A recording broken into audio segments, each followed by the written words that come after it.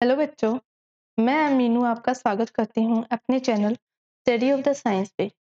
तो पिछली क्लास में हमने क्लास 9th चैप्टर 2 के मिक्सचर और कह सकते हैं सॉल्यूशन और उसके टाइप्स, मिक्सचर और उसके टाइप्स के बारे में पढ़ा था और कंसंट्रेशन जो सोल्युबिलिटी जो टर्म्स हैं उनके बारे में हमने पढ़ा था। तो अब हम इस क्लास में पढ़ने जा रहे हैं कि सस्पेंशन क्या होता है। What is suspension?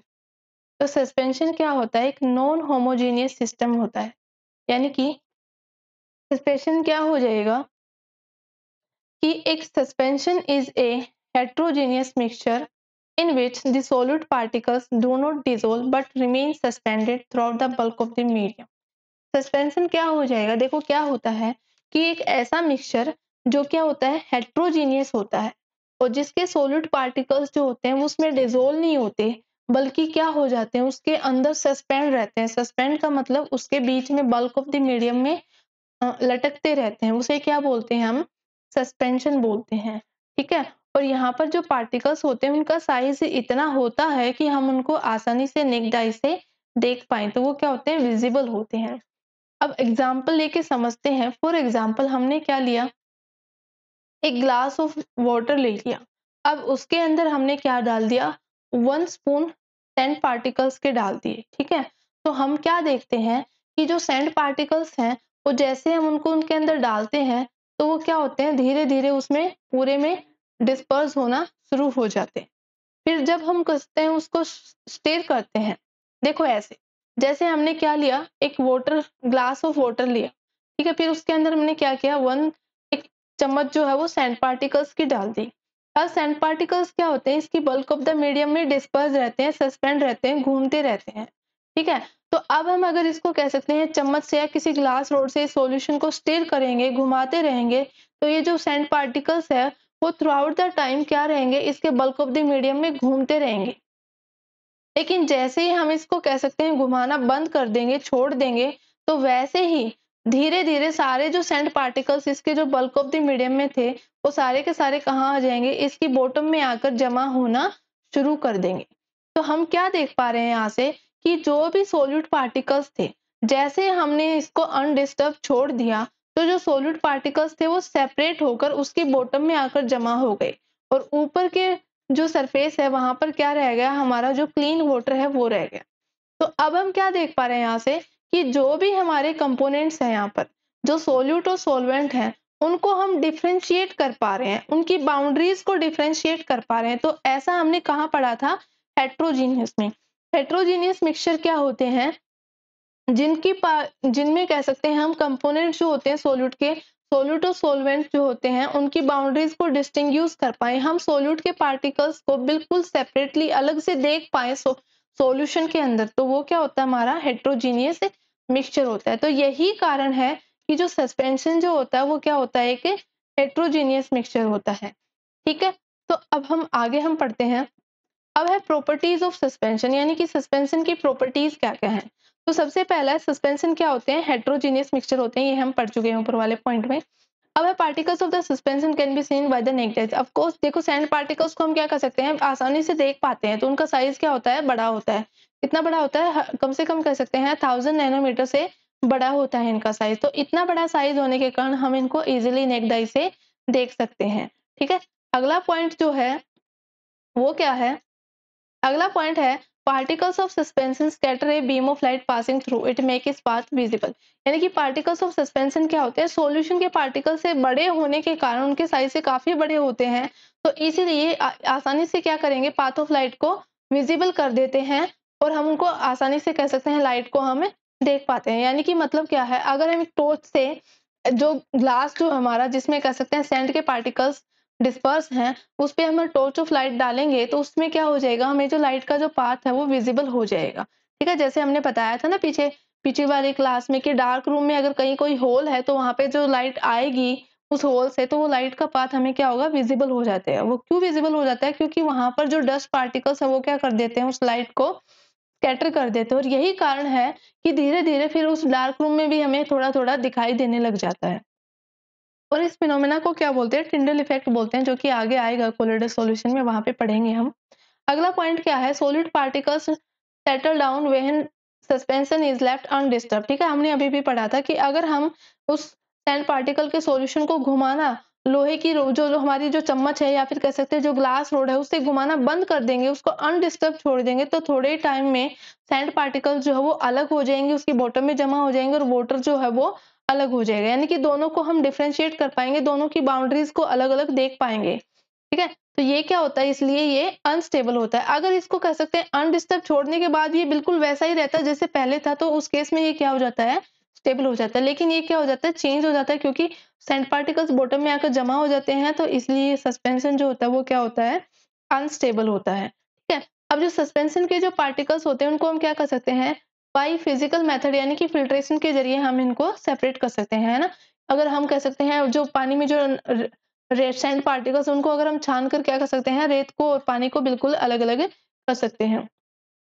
अब जो सस्पेंशन जो होते हैं जैसे ही वो सेटल डाउन आ जाते हैं, तो सेटल डाउन होने के बाद कह सकते हैं उसके बल्क ऑफ मीडियम में सस्पेंड तो कर नहीं रहे, वो क्या हो चुके हैं, नीचे जमा हो चुके हैं, और नीचे वो जमा होकर उनके बीच में जो गैप है, जो इंटरमोलिक्यूलर स्पेस है, वो बिल्कुल ही कह सकते हैं कम हो चुका है। अब वो लाइट को स्कैटर नहीं कर पाएंगे, यानी कि अब वो टिंडल इफेक्ट को शो नहीं करेंगे। ठीक है, आगे आगे जो हम पढ़ रहे हैं वो क्या है, कोलोइडल सॉल्यूशन, यानी कि कोलोइडल सॉल्यूशन क्या होता है। तो कोलोइडल सॉल्यूशंस क्या होते हैं, कोलोइडल सॉल्यूशन भी क्या होता है बेटा, एक तरह से हेट्रोजीनियस मिक्सचर ही होता है, लेकिन ये हमें क्या करता है, होमोजीनियस के जैसा दिखाई देता है। फॉर एग्जांपल मिल्क, जैसे कि मिल्क है, मिल्क हमें पता है कि मिल्क में सिर्फ एक चीज से नहीं बना हुआ है, मिल्क को ऐसे ही हम कह सकते हैं बैलेंस डाइट नहीं बोलते, संपूर्ण आहार बोला जाता है मिल्क को। क्यों बोला जाता है, क्योंकि उसमें फैट भी होता है, प्रोटीन भी होते हैं, मिनरल्स भी होते हैं, वाटर भी होता है, सारी चीजें उसमें आ जाती हैं, इसीलिए उसको ऐसे बोला जाता है। अब मिल्क हमें दिखने में कैसा लगता है, होमोजीनियस, यानी कि थ्रू आउट द ग्लास अगर हम ग्लास को देखेंगे तो हमें हर जगह से सेम दिखाई देता है, और जब हम उसको पीते हैं तो पीते टाइम भी हमें उसका टेस्ट जो होता है वो सेम महसूस होता है, सेम लगता है ना। लेकिन मिल्क जो होता है वो होमोजीनियस नहीं होता, वो क्या होता है, हेट्रोजीनियस होता है, यानी कि वो बहुत सारी चीजों से मिलकर बना होता है। अब यहाँ पर वो होमोजीनियस के जैसा दिखता क्यों है फिर, क्योंकि उसके जो कोलाइड सॉल्यूशन के जो पार्टिकल्स होते हैं ना, वो साइज में क्या होते हैं, छोटे होते हैं, सस्पेंशन से छोटे होते हैं, और सस्पेंशन से छोटे होने के कारण ही वो क्या होते हैं, वो पूरे सॉल्यूशन में यूनिफॉर्मली स्प्रेड हो जाते हैं, यानी कि बहुत आसानी से एक जैसे वो पूरे सॉल्यूशन में मिल जाते हैं, घुल मिल जाते हैं, डिस्पर्स हो जाते हैं। तो इसीलिए जो कोलोइडल सॉल्यूशन होता है वो हमें कैसा दिखाई देता है, होमोजेनियस जैसा दिखाई देता है, लेकिन एक्चुअल में वो क्या होता है, हेट्रोजीनियस मिक्सचर होते हैं। ठीक है, आगे क्या दे रखा है, because of the small size of the colloidal particles we can not see them with the naked eyes. Of course जो कोलोइडल पार्टिकल्स होते हैं उनका साइज क्या होता है, सस्पेंशन से छोटा होता है, लेकिन ट्रू सॉल्यूशन से बड़ा होता है, बीच का साइज होता है इनका। ठीक है, तो अब इनका जो साइज सस्पेंशन से छोटा होता है, लेकिन इतना छोटा होता है ये कि मतलब कह सकते हैं जो कोलोइडल सॉल्यूशंस होते हैं उनका जो साइज होता है वो ट्रू सॉल्यूशन से बड़ा तो होता है, लेकिन इतना भी बड़ा नहीं होता कि हम इनको नेक्ड आई से देख सकें। ठीक है, तो क्या करा है कि हम इनके छोटे साइज के कारण हम इनको नेक्ड आई से नहीं देख सकते। ठीक है, अब इनके और ये क्या करते हैं, इजीली बीम ऑफ लाइट को क्या कर सकते हैं बेटा, स्कैटर कर देते हैं, और इसीलिए इस प्रॉपर्टी को क्या बोलते हैं हम, टिंडल इफेक्ट बोलते हैं। ठीक है, टिंडल इफेक्ट क्या होता है, जब कह सकते हैं उस पर बीम ऑफ लाइट पड़े और वो लाइट को क्या हो जाए, विजिबल हो जाए, वही क्या होता है, टिंडल इफेक्ट होता है। ठीक है, जैसे ही कह सकते हैं कोलोइडल सॉल्यूशन मिल्क पे हम टॉर्च डालेंगे तो वहां पर मिल्क में से हमें उसका पाथ क्या होगा, विजिबल होगा, इसी इफेक्ट को क्या बोलते हैं हम, टिंडल इफेक्ट बोलते हैं। अब जो टिंडल इफेक्ट है वो टिंडल नाम के एक साइंटिस्ट ने डिस्कवर किया था, तो उन्हीं के नाम पर इसका नाम पड़ गया था।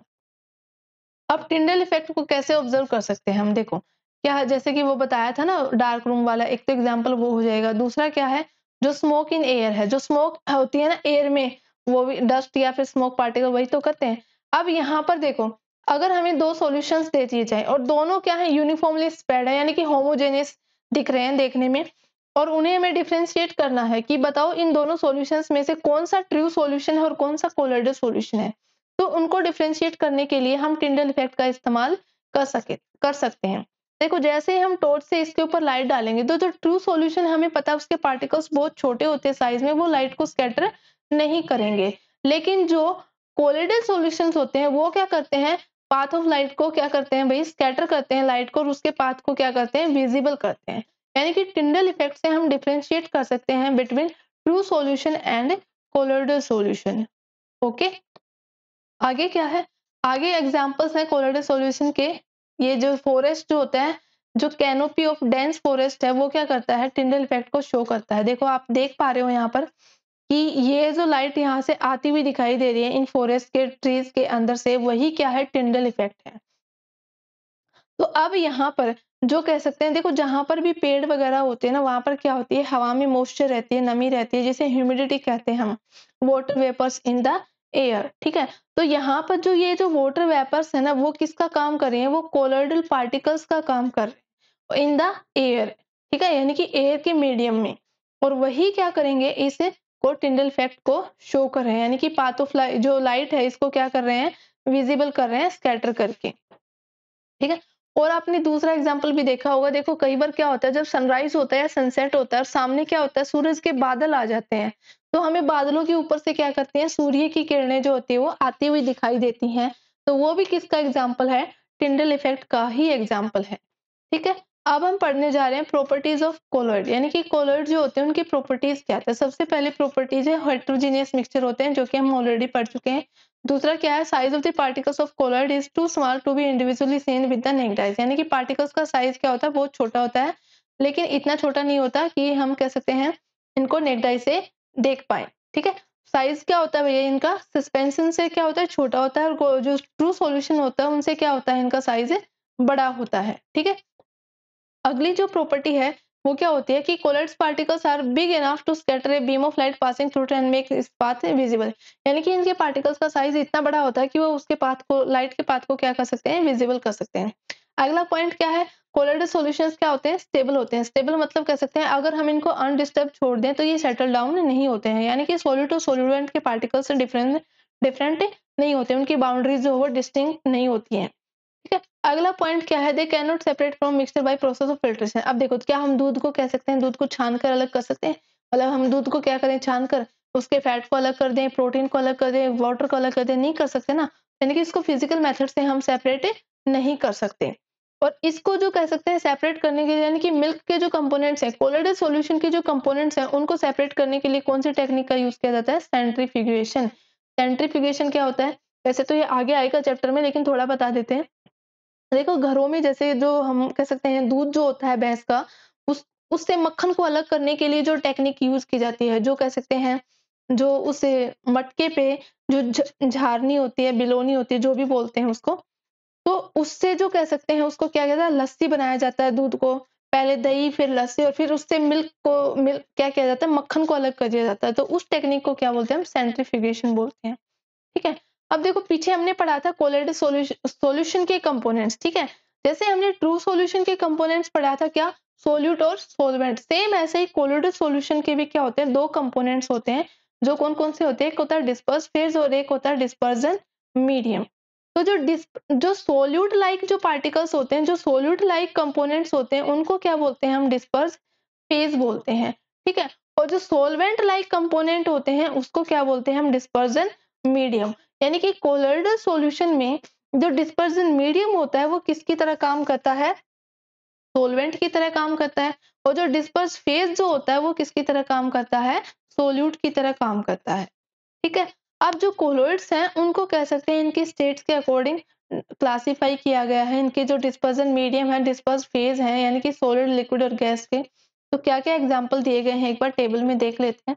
देखो जब लिक्विड को हम क्या करते हैं, लिक्विड को गैस में डिसोल्व करते हैं तो उससे क्या बनता है, हमारा एरोसोल बनता है। इस टाइप को क्या बोलते हैं, यानी कि जब लिक्विड गैस में होता है तो उसे क्या बोलते हैं, एरोसोल बोलते हैं। फॉर एग्जाम्पल फोग, क्लाउड और मिस्ट। फोग यानी कि देखो सर्दियों में जब धुंध होती है तो वो क्या होती है, एक तरह से वाटर वेपर्स कह सकते हैं, ह्यूमिडिटी होती है, मॉइस्चर होती है इन द एयर, तो वो क्या हो जाएगा, हमारा एरोसोल का एग्जाम्पल हो जाएगा। फिर है सॉलिड इन गैस, यानी कि जब सॉलिड गैस में होते हैं तो उसे क्या बोलते हैं, वो भी क्या होता है, सेम एरोसोल ही होता है। जैसे कि स्मोक, यानी कि धुआं जब हवा में होता है, ऑटोमोबाइल एग्जॉस्ट, यानी कि गाड़ियों से निकलने वाला जो धुआं होता है, जैसे कि उसमें जो गैसेस वगैरह होती हैं, वो भी किसका एग्जाम्पल होता है, सॉलिड इन गैस यानी कि एरोसोल का। फिर है गैस इन लिक्विड, यानी कि ये क्या हो जाएगा, फोम हो जाएगा, जिसको बोलते हैं, एग्जाम्पल हो जाएगा सेविंग क्रीम। अब देखो सेविंग क्रीम क्या होती है, वैसे तो दिखने में सेमी सॉलिड जैसी दिखती है, ठीक है? लेकिन जैसे उसको करने लग जाते हैं तो उसमें क्या होते हैं, छोटे-छोटे झाग बनते हैं उससे। और झाग का मतलब क्या होता है भाई, छोटे-छोटे बबल्स, और बबल्स किसको डिनोट करते हैं, गैस को डिनोट करते हैं, ठीक है? तो ये किसका एग्ज़ाम्पल हो जाएगा, फ़ोम का, यानी कि गैस इन लिक्विड। अब है liquid in liquid. Liquid in liquid जो कोलोइडल सॉल्यूशन होते हैं उनको क्या बोलते हैं, उनको इमल्शन बोलते हैं। फॉर एग्ज़ाम्पल मिल्क, ठीक है? और फेस क्रीम, ये क्या हो जाएँगे, इसके एग्ज़ाम्पल हो जाएँगे। फिर है सॉलिड इन लिक्विड, यानी कि जब सॉलिड लिक्विड में होता है तो उस कोलोइडल सॉल्यूशन को क्या बोलते हैं हम, सोल टाइप कोलोइडल सॉल्यूशन बोलते हैं। For example milk of magnesia and mud. देखो मड में भी क्या होता है, मड क्या होता है, एक तरह से पानी में जब कह सकते हैं वहां पे बहुत ज्यादा मिट्टी जमा हो जाती है तो वो क्या होता है, कीचड़ बन जाता है। तो मिट्टी हमारी क्या हो जाएगी, सॉलिड हो जाएगी, और जो पानी है वो लिक्विड हो जाएगा। अब है गैस इन सॉलिड, यानी कि जब गैस किसी सॉलिड में हो तो उसे क्या बोलते हैं हम, फोम बोलते हैं, ठीक है? अब जैसे कि जो भी कोई फ़ोम हो गया या फिर स्पंज हो गया, रबड़ हो गया, देखो स्पंज को तो हम आसानी से रिलेट कर पाते हैं। स्पंज में क्या होते हैं, पोर्स होते हैं, पोर्स में क्या होती है, गैस डिस्पर्स होती है, तो यानी कि ये किसका एग्ज़ाम्पल हो जाएगा, gas in solid colloidal sol का एग्ज़ाम्पल हो जाएगा, फ़ोम का। अब अगर लिक्विड क्या हो, सॉलिड में हो, यानी कि लिक्विड जब सॉलिड में डिस्पर्स हो तो वो क्या होता है, हमारा जेल होता है। जो जेलीज़ जो होती हैं, जो चीज़ होता है, बटर होता है, वो किसके एग्ज़ाम्पल होते हैं, सारे के सारे कोलोइडल जेल के एग्जाम्पल होते हैं। अब है सॉलिड इन सॉलिड, यानी कि जब सॉलिड ही सॉलिड में डिस्पर्स हो तो उसे क्या बोला जाता है, सॉलिड सोल बोला जाता है। For example coloured gemstone, milky glass, ये किसके एग्जांपल हो जाएंगे, solid in solid colloidal sols के। तो ये थे कुछ एग्जांपल कोलाइड्स को जो डिनोट कर रहे थे, दिखा रहे थे। तो आई होप कि आज की क्लास में आपको सब अच्छे से समझ में आया होगा। आगे की क्लास में हम पढ़ेंगे फिजिकल एंड केमिकल चेंजेस, ठीक है? इनके बारे में हम पढ़ेंगे। तो आज की क्लास में इतना ही। थैंक यू, धन्यवाद।